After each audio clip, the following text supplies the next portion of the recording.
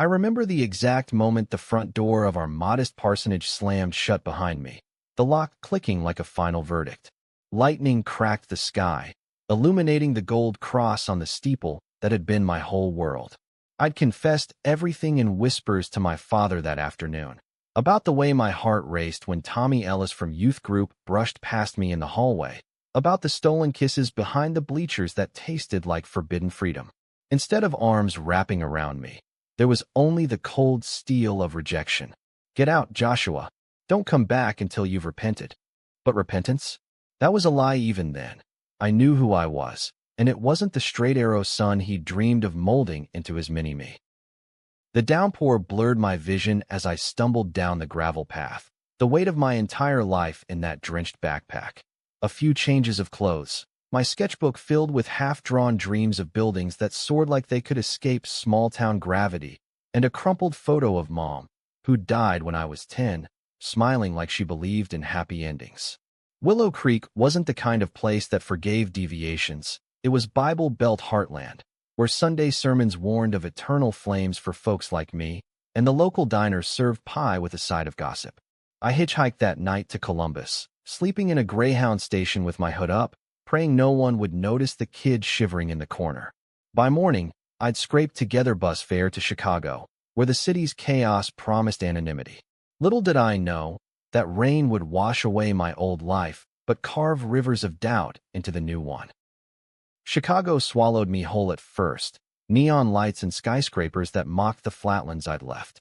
I crashed on a cousin's lumpy couch in Pilsen, a neighborhood buzzing with murals and taquerias, far from the white picket fences of home. Aunt Maria, Mom's sister, didn't ask questions. She just shoved a peanut butter sandwich in my hand and said, "Mijo, this city's got room for strays like us." I enrolled in community college on a hardship scholarship, majoring in architecture because drawing buildings felt like building walls around the ache in my chest. Lines on paper didn't judge, they just stood tall. But the ghosts followed. Nights blurred into fevered dreams of Dad's voice echoing, "Turn or burn," and the congregation's averted eyes. I dated sporadically, quick coffees with baristas who ghosted after I mentioned Willow Creek, or awkward hookups in dimly lit apps that left me emptier than before. No one stuck because I didn't let them. Trust was a luxury I'd packed away with my old life. By 22, I transferred to the Illinois Institute of Technology, scraping by on loans and part-time gigs drafting blueprints for overpriced condos. My professors saw potential in my designs, raw, emotional structures that whispered of resilience, like cathedrals built from broken stone. "You've got fire, Josh," one told me, clapping my shoulder. Fire. Yeah, the kind that scorched everything it touched. That's when Kenneth Hale entered the picture, like a plot twist I never saw coming. It was a crisp fall afternoon in 2018, my senior year, during a guest lecture series on sustainable urbanism. He strode into the auditorium in a tailored wool coat, all sharp jawline and quiet confidence, presenting slides on retrofitting historic buildings for queer youth shelters. "Architecture isn't just walls," he said, his voice steady with that Midwestern drawl that tugged at my gut. "It's sanctuary." The room applauded, but I sat frozen, heart slamming against my ribs. Kenneth Hale, Elias Hale's golden boy, the older brother I'd idolized as a kid, now 28 and a rising star in community design firms. He didn't recognize me at first. After the Q&A, I lingered by the coffee urn, palms sweaty. "Great talk," I managed, extending a hand. Our eyes met, and something flickered. Recognition? Pity? Joshua? Josh Whitaker. His grip tightened, hazel eyes widening. "Holy shit, it's really you." We grabbed lunch at a corner falafel joint, the kind with plastic tables and endless chatter from cabbies. He asked about the years in between, his face creasing with questions he didn't voice. I skimmed the surface, Chicago's grind, my degree, but skipped the rain, the rejection. Kenneth filled the gaps with his own story. Law school dropout turned activist, fighting for LGBTQ+ rights in the city after coming out at 24.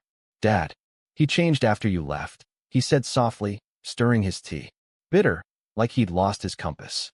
I wanted to hate him for not fighting harder that night, for standing silent in the shadows of the parsonage as Dad hurled his words like thunderbolts. But Kenneth's laugh, low and genuine, like wind through cornstalks, chipped at the ice around my heart. We started meeting for coffee, then walks along the Lake Michigan shore, where the waves crashed like unresolved arguments. He shared sketches of his projects, safe houses with rainbow murals, community centers that hugged the skyline.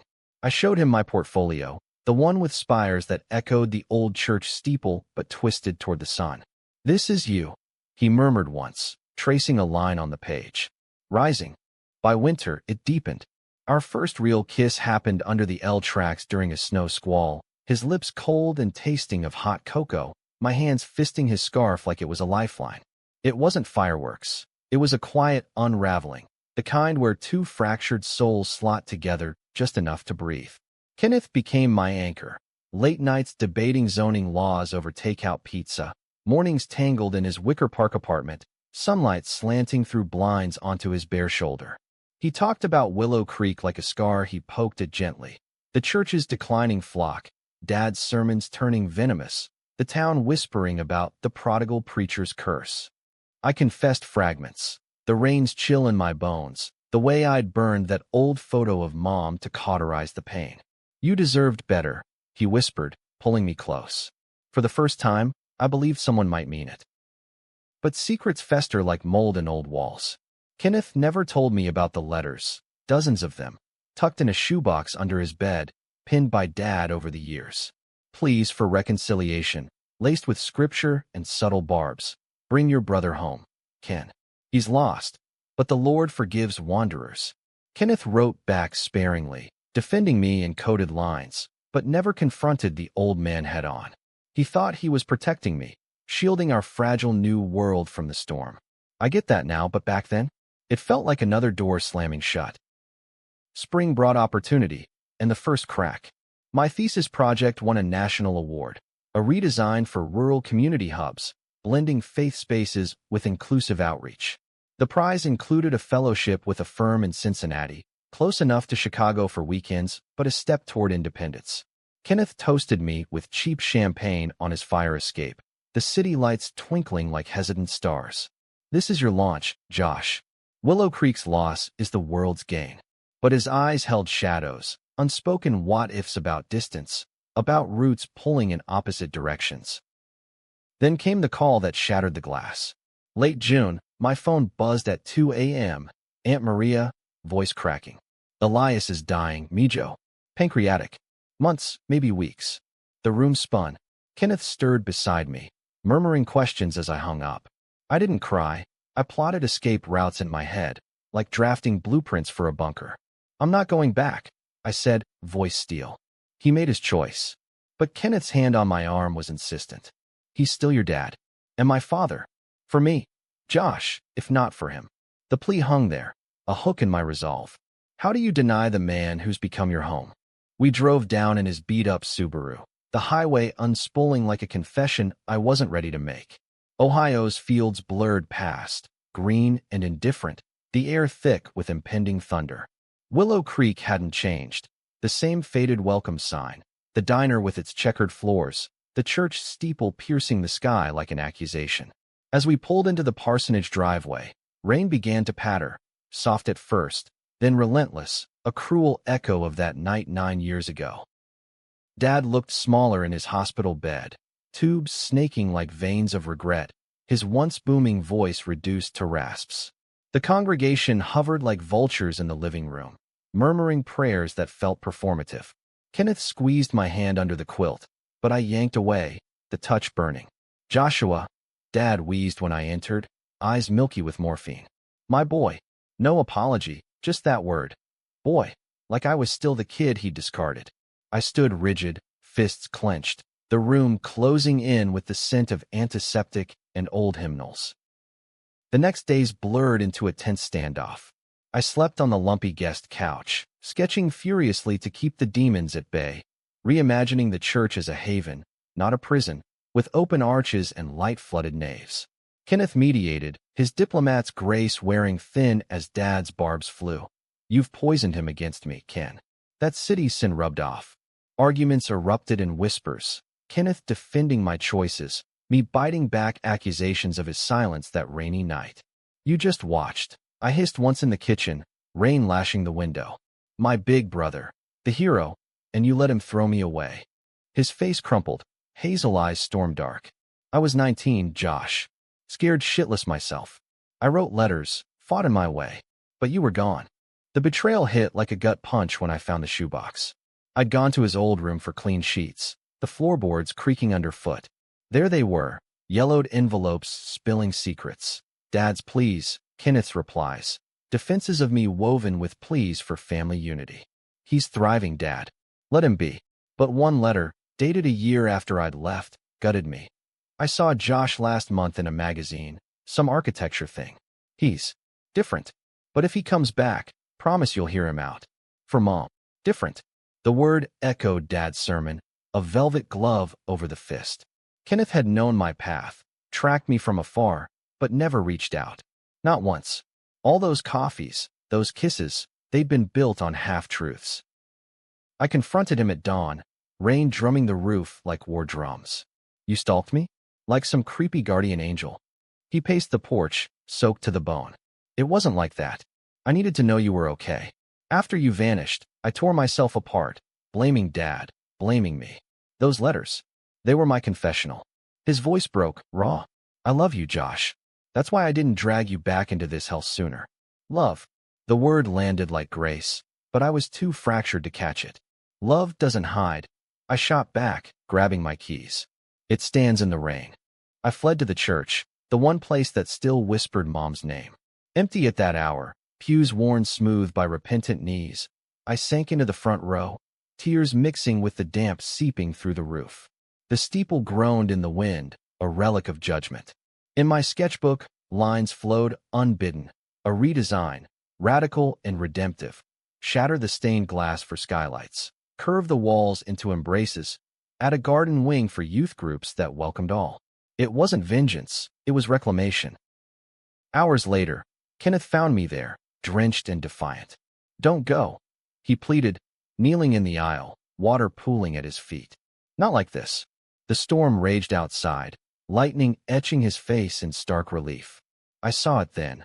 The boy he'd been, terrified and tender, choosing silence to survive. I can't forgive him yet, I whispered. But you, God, Ken, you're the only good thing from that night. He pulled me into his arms, our sobs mingling with the rain, a baptism of sorts. Not absolution, but a start. Dad passed a week later, under a clearing sky that mocked our grief. The funeral was a circus, hymns heavy with hypocrisy, townsfolk offering condolences like stale bread. I spoke anyway, voice steady. He was a man of faith, flawed like us all. May we build better in his wake. Whispers rippled, scandal at the prodigal's return, but Kenneth's hand in mine anchored me. In the months that followed, as executor, Kenneth unearthed Dad's will. The church, mortgaged and crumbling, left to us jointly. What now? He asked over diner coffee, the same booth where we'd scarfed pancakes as kids. I unrolled my sketches. We redesign it. Make it a beacon, not for exclusion, but embrace. He traced the lines, eyes shining. Together, the project consumed us. I relocated to Cincinnati, the firm sponsoring my lead on the retrofit. Kenneth joined as community liaison, his activist fire fueling fundraisers. Conflicts arose, town hall battles with holdouts clutching their Bibles, contractors balking at frivolous, queer-friendly spaces like the lounge with pride flags woven into the tapestries. One deacon, old Mr. Hargrove, cornered me after a meeting. This ain't what Elias would have wanted. Turning God's house into a rainbow parade. His words stung, dredging up the rain's chill, but I fired back. Elias was wrong once. Let's be right now. Misunderstandings piled like storm clouds. Rumors swirled. I was forcing Kenneth's hand, a city boy corrupting the hometown hero. One night, after a slashed tire on my truck, petty vandalism, but it reeked of hate, doubt crept in. Maybe we're fooling ourselves. I confessed to Ken over whiskey in our rented duplex, the blueprints scattered like battlefield maps. Willow Creek doesn't want us. He cupped my face, thumb brushing my jaw. They don't get a vote. This is ours. The romance deepened in stolen moments. The most vivid under that porch we'd rebuilt at the church site. Dusk painting the sky lavender, wildflowers nodding in the breeze. Kenneth leaned against a new oak beam I'd carved with subtle vines, his hand finding mine. "Remember the rain?" he murmured. I nodded, throat tight. "This is our son." Our lips met softly, a promise etched in light, his warmth chasing shadows from my bones. But climax brewed in betrayal shadow. During demo week, a leaked email surfaced, sent from Dad's old account, forwarded anonymously. Kenneth's final letter to him, months before the diagnosis. "If Josh returns, I'll stand with him, even if it means losing the church. Family first, real family." It was love, fierce and unyielding, but to the town? Treason. Protests erupted outside the site, picket signs screaming Sodom's sanctuary and Hale's betrayal. Kenneth faced the brunt, childhood friends turning away, his name muddied in the Gazette. The night it broke, I found him in the half-gutted nave, rain sheeting through the exposed roof. Another storm, as if fate scripted in thunder. "They think I sold out Dad for you." He choked, fists bloody from punching drywall. Rage boiled in me, not at him, but the machine that chewed tenderness to bits. "You did sell out," I said, voice raw, pulling him close. "For love. And I'd do the same." We clung there, water cascading around us like a veil, the misunderstanding fracturing into clarity. No more secrets, just us, rebuilding from the deluge. The uproar peaked at the dedication, a sweltering August eve, the redesigned church gleaming, arches soaring like open arms, a garden blooming with native perennials, spaces for AA meetings cheek by jowl with drag story hours. 200 souls gathered, half foes, half allies. As I unveiled the plaque, "Sanctuary for All," in memory of Elias Hale, a heckler shouted, "Blasphemy!" Chaos simmered, but Kenneth stepped to the mic, voice unbroken. "Dad taught me faith is action, not exclusion. This is his legacy, reclaimed." Silence fell, then applause, tentative as dawn. In the quiet after, on that porch bathed in string lights, we stood foreheads touching, the town's pulse softening around us. Forgiveness wasn't a thunderclap, it was this, tender, earned, human. Willow Creek didn't transform overnight, but cracks formed, light seeping through. I stayed, roots deepening beside Kenneth's, our designs etching permanence into the soil. Years on, the church thrives, a hub for the weary, the outcast, the seeking. And in the rain-swept nights, when thunder rolls, I hold him tighter, whispering thanks for the storm that led us home. Not perfect, but whole. That's the American dream, isn't it? Fractured hearts mending into something unbreakable. Looking back, that dedication wasn't the end, it was the hinge. The church, rechristened Hale Haven, became a lightning rod, drawing journalists from Cleveland rags to NPR spots. From rejection to redemption, they called it. My face splashed across feeds with captions that twisted the knife. Prodigal son rewrites scripture in stone. I hated the spotlight. It dredged up the boy in the rain, vulnerable and exposed. But Kenneth thrived in it, his TEDx talk on architecture of belonging going viral, pulling grants that funded expansions, a teen drop-in center, therapy suites veiled in ivy. We settled into a rhythm in our duplex on Elm Street, the kind of place with creaky floors and a kitchen window overlooking the creek that had given the town its name. Mornings started with coffee black as Dad's old sermons, Kenneth sketching policy briefs while I tinkered with elevations on my drafting table. Evenings were ours, grilling burgers on the back patio, his laugh cutting through the humid air as fireflies danced like errant prayers. Romance wove through the mundane, a brush of fingers over dish soap suds, his head on my shoulder during TCM marathons, the way he'd hum off-key hymns ironically while folding laundry. Yet the past gnawed, a termite in the foundation. Dad's shadow lingered in whispers at the Piggly Wiggly, where cashiers who'd cooed over me as a toddler now averted eyes. And Kenneth, God, the man carried guilt like an overcoat, too heavy for Ohio summers. "I should have chased you that night," he'd murmur in the dark, my back to his chest as rain tapped the roof. Hitched to Chicago myself, I'd twist to face him, tracing the faint scar on his jaw from a childhood bike wreck. "You were a kid too. We both survived. But survival's a poor substitute for thriving, and doubts festered. Was this love or penance? The first real fracture came in October, 6 months post-dedication. A letter arrived, certified, from a Cincinnati firm I'd interned with years back. Offer for a senior architect role, 6 figures, leading a high-rise project downtown. This is huge, Josh, Kenneth said, scanning the terms over breakfast tacos. His smile didn't reach his eyes. I saw the math. My career accelerating is tethered here by Hale Haven's board, the nonprofit he'd co-founded in Dad's name. We could make it work.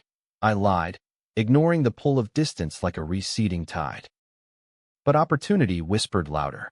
I flew out for interviews, the city's pulse, horns blaring, pedestrians in power suits, stirring the restless architect in me. Late drinks with the hiring director turned into confessions. Willow Creek's charming, but it's a cage, right? I laughed it off, but the seed rooted. Back home, Kenneth noticed the distance, the way I'd linger over skyline photos on my phone. Talk to me. He pressed one night, our takeout tie growing cold. I deflected with sketches for the teen center, but the air crackled with unspoken ultimatums. Then betrayal slithered in, sly as a serpent in Eden.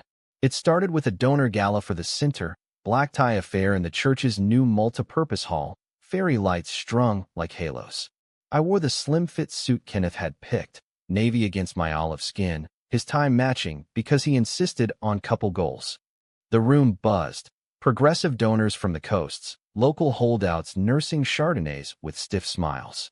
That's when I spotted her, Lydia Grant, Dad's old secretary, silver hair piled high, clutching a pearls necklace like a rosary.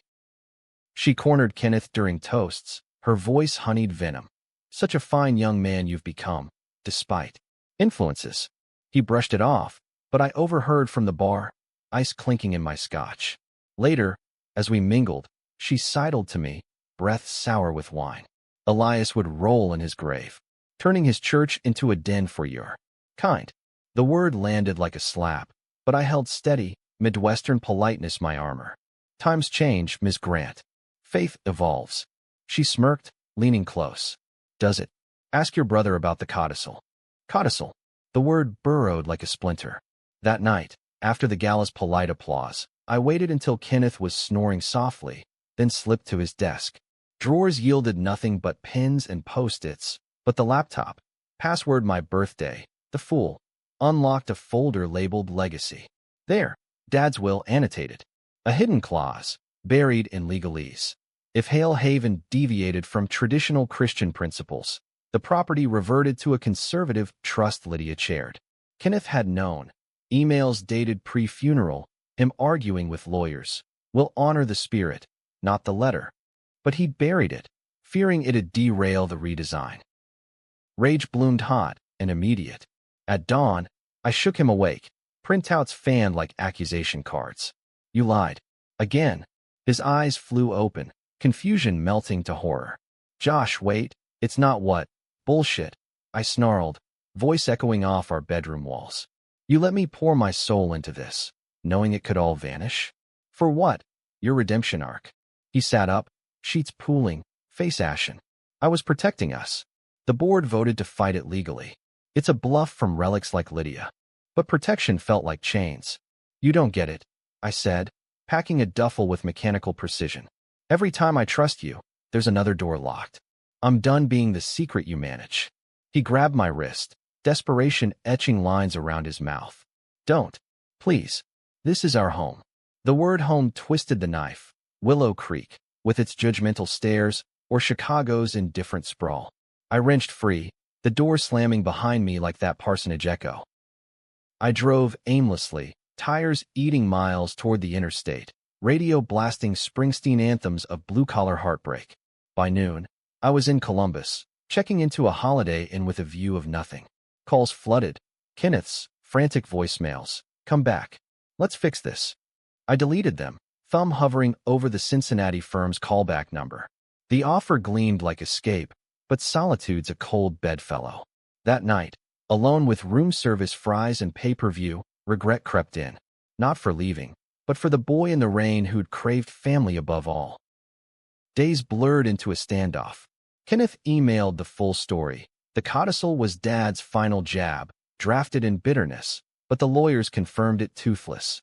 Equal shares meant joint veto. I should have told you from jump, he wrote. Fear makes cowards of us. Vulnerability, raw as an open wound. I stared at the screen, heart warring with head.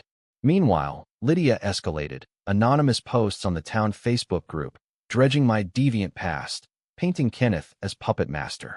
Hate mail arrived at the church, fire and brimstone coming. The climax crashed like a nor'easter in November.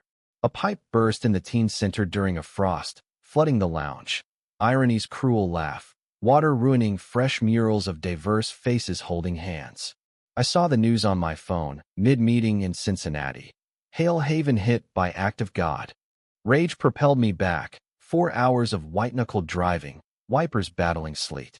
The sight was chaos. Volunteers mopping, Kenneth knee-deep in muck, directing salvagers with that unflappable calm. He spotted me through the downpour, freezing mid-command. Josh. No words, just action. I grabbed a mop, plunging into the fray, our shoulders brushing in silent sync. Hours later, exhausted and dripping, we collapsed on the porch steps, steam rising from thermoses of community-donated soup. I'm sorry, he said first, voice gravel. For the secrets. For not being the brother you needed.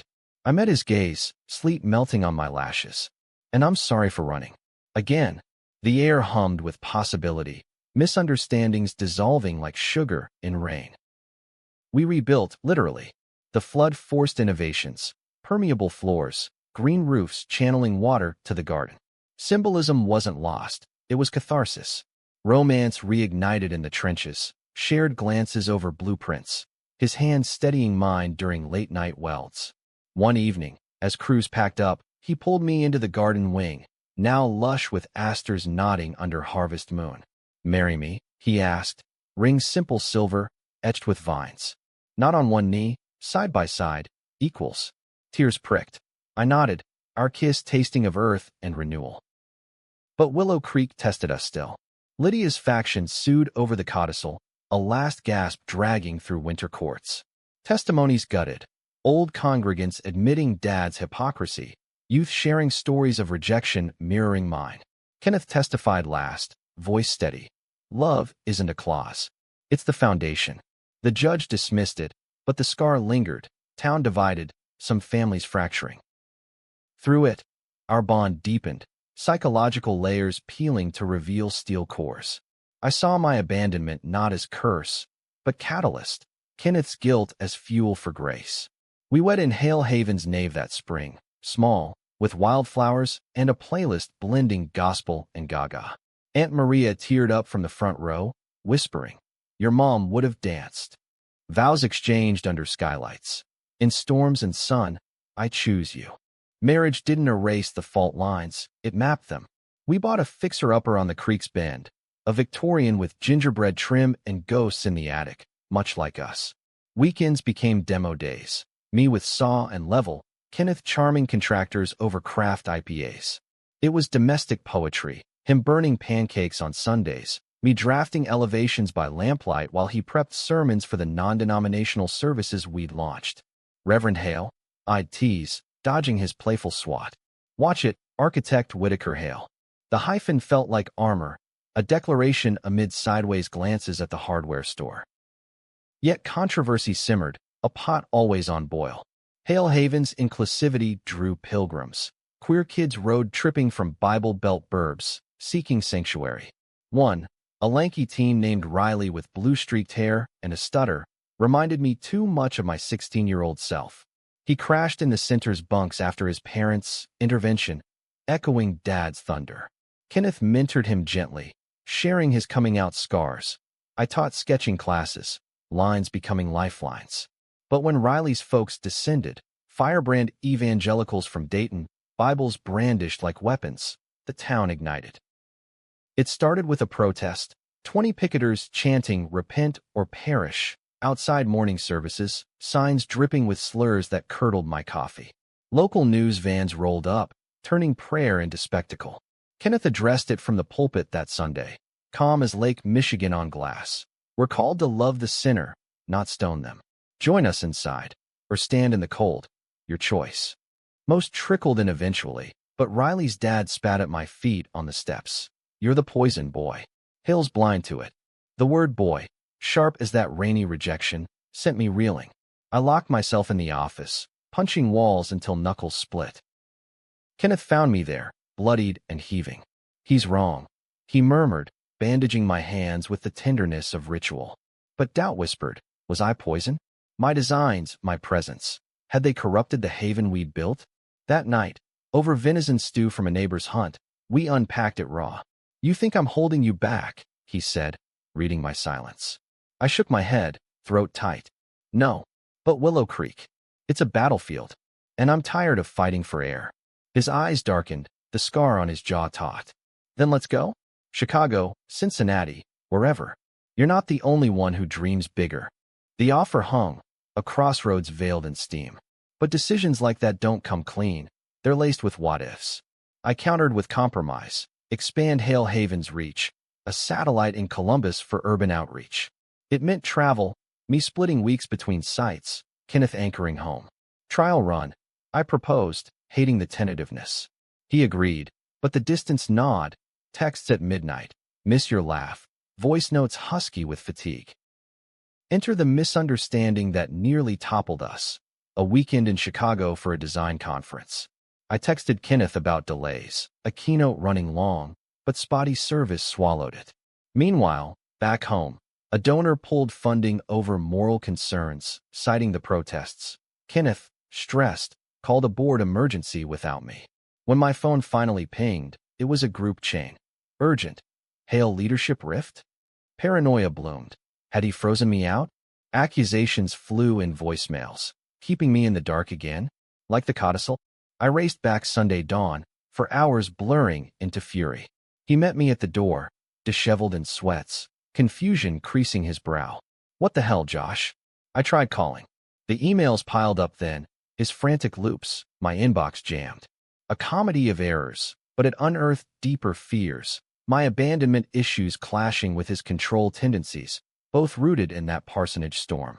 We argued in the kitchen, voices rising like yeast. "You assume the worst. Because you've given me reasons." Plates rattled, a mug shattered, coffee pooling like accusation. In the wreckage, truth spilled. "I'm scared you'll leave," he confessed, sliding down cabinets, knees to chest. "Like I let you leave that night." The vulnerability gutted me, my fierce protector, reduced to the 19-year-old shadow. I knelt, shards crunching, pulling him into my lap. "I'm here, but we can't build on sand, secrets, assumptions. Full transparency." He nodded against my neck, sobs muffled. "Promise." We cleaned together, the act meditative, shards swept into dustpan like old grudges. Winter brought unexpected climax. Riley's story went national.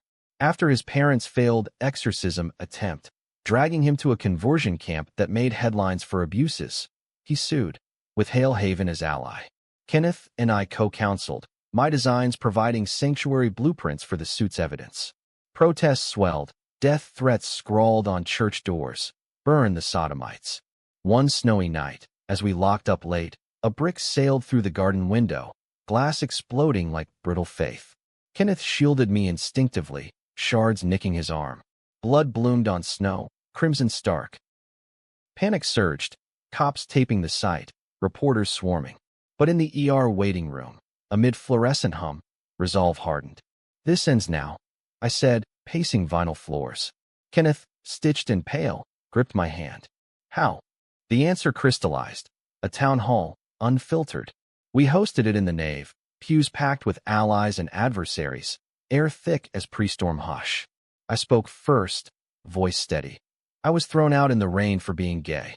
That boy grew up angry, but not hateful. Join us, or step aside, but don't break what's healing." Kenneth followed, bearing his soul. The letters, the guilt, the love that bridged our divides. "Hate's the real abomination." Gasps rippled. Lydia stormed out, but others stayed. Tears, nods, a deacon's halting apology. No thunderous conversion, just cracks widening to light. Riley won his case come spring, a landmark curbing conversion abuses, Hale Haven hailed as catalyst. Through it, our intimacy evolved, less frantic passion, more profound tethering. Psychological depth bloomed in therapy sessions we started jointly. Unpacking Dad's legacy, my imposter syndrome, Kenneth's savior complex. You're enough, the counselor said, and for once, I believed it echoed in his eyes. Summer tested with Joy's twist, adoption inquiries. A foster kid, Mateo, 8 and wide-eyed, bounced between homes after his mom's overdose. His file screamed resilience, sketches of impossible machines in margins.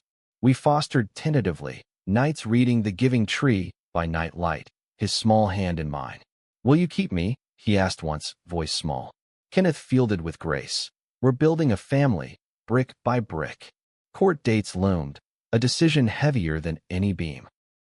But controversy circled, adoption boards scrutinizing our lifestyle, whispers of unfitness. One home visit, the social worker's gaze lingered on our wedding photo, questions veiled as neutral. How will you handle differences? Fury simmered, but Kenneth diffused with data. Hail Haven success stories. Still, doubt crept. Were we selfish, dragging a kid into our frayed normal? The high point came unplanned, that romantic dusk on the porch, Mateo splashing in the shallows below, laughter bubbling. Kenneth and I leaned against the beam, his hand on my cheek, foreheads touching amid fireflies and fading light. This, he whispered, is worth every storm. Our kiss lingered, soft as petals, sealing a vow beyond rings. Adopting Mateo wasn't a fairy tale epilogue, it was the next chapter's forge. Home studies dragged into fall, each interview a tightrope, us in pressed khakis, spinning normalcy from our patchwork lives. Tell me about your support network. The caseworker probed, notepad poised. Kenneth listed board members, Aunt Maria flying in for barbecues. I added the church's youth mentors, Riley now a junior counselor. But subtext hummed. 2 dads in Trump country, Ohio? Revolutionary or reckless? The town watched, a chorus of side eyes and small mercies. At the diner, waitresses slipped extra crayons for Mateo. At school open house, parents nodded warily, but teachers praised his art. Yet backlash lurked, anonymous notes in our mailbox. Children need a mother. Kenneth burned them in the fire pit, flames devouring hate, but embers lingered in our talks. Are we enough? I'd whisper post-bedtime, Mateo tucked in with his robot sketches. Kenneth's arm tightened. More than. We're his architects. Final court loomed December, snow blanketing Willow Creek like absolution. We prepped obsessively, role-playing questions, practicing family anecdotes. The hearing was stark, wood-paneled room, judge stern as Old Testament. Mateo's guardian ad litem vouched fiercely. These men built a haven from heartbreak. He's thriving. But the bio-grandma contested, tearful testimony. He needs tradition, not this. Her gaze raked us, pity laced with judgment. My pulse thundered. Kenneth's hand under the table was lifeline. The judge ruled swift, adoption granted. We emerged into flurries, Mateo hoisted between us, whooping as snowflakes clung to his lashes. Brothers forever, he crowed, hugging tight. Homecoming was chaos, balloons from the center, Aunt Maria's tamales steaming. That night, as he crashed early, we slow danced in the kitchen to Coltrane, tears salting our smiles. We did it, Kenneth breathed. Human victory, hard won. But peace is fleeting in stories like ours. Spring unearthed the deepest secret yet, a DNA test, prompted by Mateo's school project on ancestry. Results pinged innocuous at first. Irish roots, a smidge indigenous, but buried in footnotes, a paternal match to Elias Hale. Shock rooted us to the laptop. How? Kenneth stammered, face draining. Digging revealed the impossible. Dad's affair, 2 decades back, with Mateo's grandmother, a church widow, hushed scandal buried with mom's passing. Kenneth's half-sibling, our son, tied by blood to the man who'd cast me out. Betrayal's echo roared.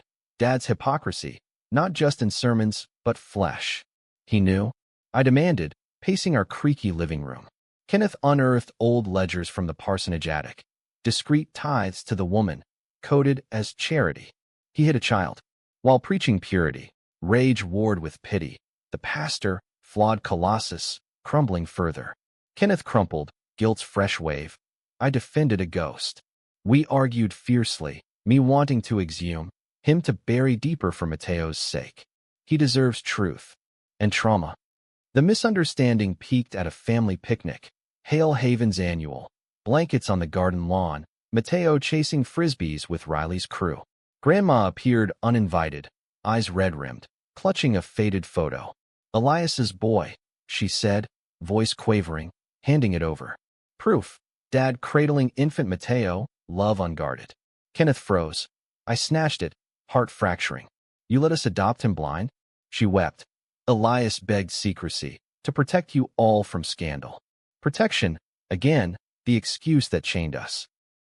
Climax erupted that eve, storm clouds gathering as picnic dispersed. Kenneth confronted the board in emergency session, photo slamming table. Our founders lie. How do we preach authenticity now? Chaos. Resignations threatened, donors wavering. Outside, rain lashed as I found Mateo huddled under the porch, thunder his foe. Daddy Josh, why's Uncle Ken yelling? The word daddy, pure, undeserved, shattered me. I held him, rocking. Storms pass, buddy. We fix what's broken. Kenneth emerged drenched, eyes wild. It's over. The haven, us, poisoned. Despair's grip tightened. I pulled him down, Mateo between, rain sheeting our huddle. No, we redesigned this too. Truth-telling followed. Mateo, age-appropriately, learned of his grandpa Eli, a hero with feet of clay. He sketched him as a bridge, half storm, half sun. Grandma integrated tentatively, baking pies for potlucks, her presence a bridge over abyss.